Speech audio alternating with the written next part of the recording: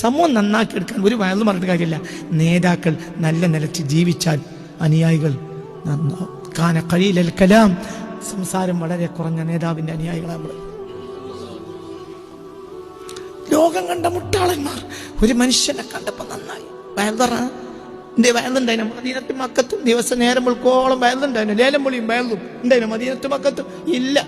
ഒരു മനുഷ്യനായപ്പോൾ അവർ അപ്പൊ ജനങ്ങൾക്ക് മാറിക്കാൻ കഴിഞ്ഞില്ല.